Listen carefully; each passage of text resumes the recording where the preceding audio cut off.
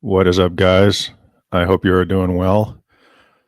I've made a commitment to do this as much as possible, so I'm still trying to figure out like a good schedule. And originally, I thought maybe once a week, but now I'm me being the ambitious type. I'm trying once a day. So, uh, it's an interesting process actually. Kind of like putting a show together. I mean, this is totally new to me too. So like picking out links and figuring out like what to talk about. I'll wait for a few people to come in, but today's news is obviously global markets crashing. I'm really interested to hear what you think.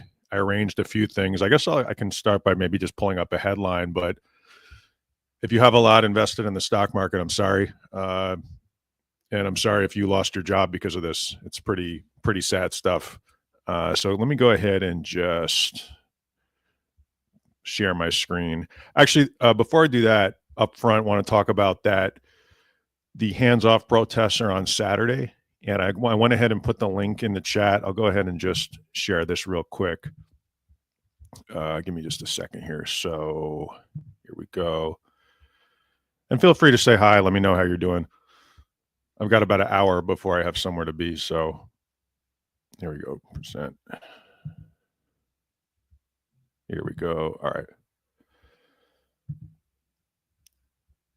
So this is the big protest on Saturday. I highly recommend coming out and expressing your views if you feel that's something that is important to you. Put it in the chat. I think they're pretty much everywhere, so you can go out and peacefully express how you feel, which is an important part of our democratic process. All right, let me go ahead and close that for a second here.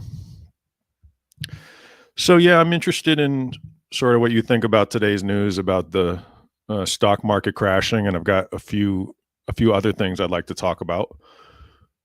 We can go for the full hour, or if it's quiet, we can go for 10 minutes.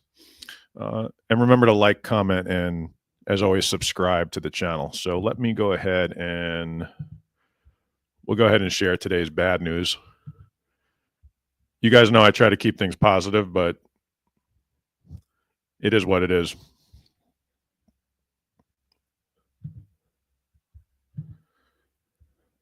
Here we go. Live updates. Tariffs send Wall Street tumbling towards worst day since 2022. Stocks fell sharply in Asia, US, and Europe. Let's see if there's anything. By 2:30 p.m., the S&P 500 had tumbled 4.3%, a huge daily drop for the index. Let me go ahead and share something else here. A very unfortunate thing. In addition to that, obviously.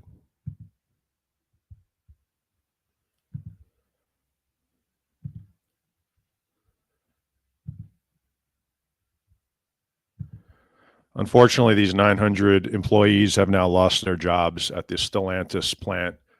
From what I read, they make parts for Jeeps. So they're now out of work. They said it's allegedly temporary, but I don't know. I don't put much. I wish I had more faith. So yeah, the effects of this are already being seen. It's very, very unfortunate. I'm interested in what's going on in your community, or if you have any thoughts about that. Otherwise, we could continue to one of the more interesting things I thought in yesterday's news. Bear with me just a second.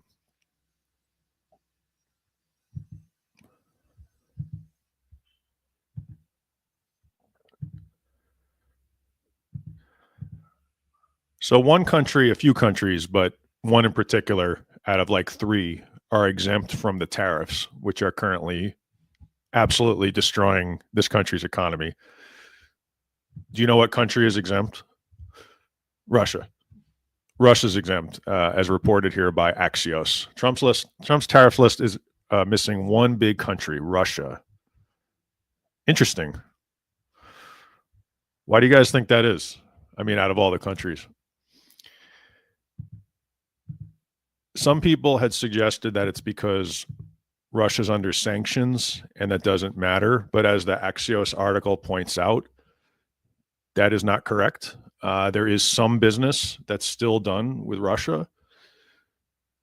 So it's really worth talking about, why. And in the same fashion, on that note, why is this guy currently in Washington when he's under sanctions? I'm going to go ahead and share this.